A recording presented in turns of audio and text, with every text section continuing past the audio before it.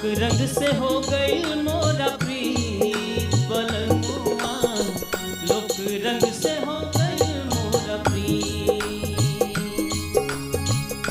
गाँव गवनई,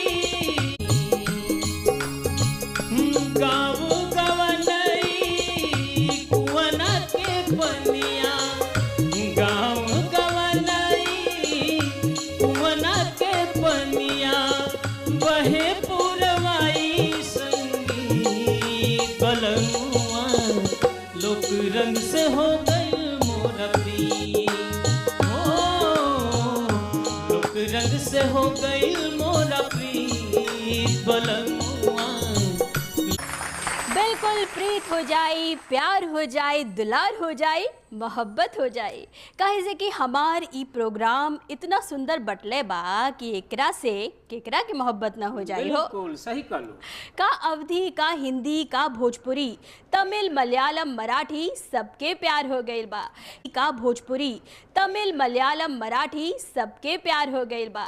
केहू तमिल में गावता, केहू मलयालम में गुनगुनावता, तबे ना एकर नाम है लोक रंग सुरों के संग।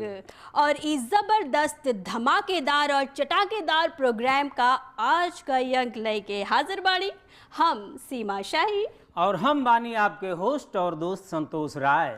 त रउआ सभे स्वीकार करी हमनी का नमस्कार, सत श्री अकाल, आदाब, जय राम जी की।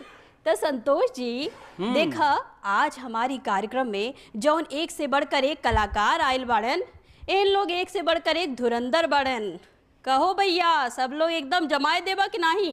सीमा जी ला सुन, गीत गवनई एही जा होला, जवार के बतिया होला, घर परिवार समाज के बतिया, घर परिवार समाज के बतिया, घर परिवार समाज के बतिया, मन के मिले संगीत बलनुआ, मन के मिले संगीत बलनुआ, लोक रंग शुरू हो गई बा,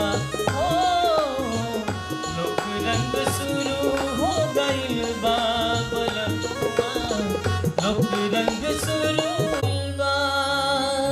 भैया त ऐसे ही प्रीत बनौले रहल जा, प्यार बनौले रहल जा, दुलार बनौले रहल जा। काहे से कि हमार भोजपुरिया समाज के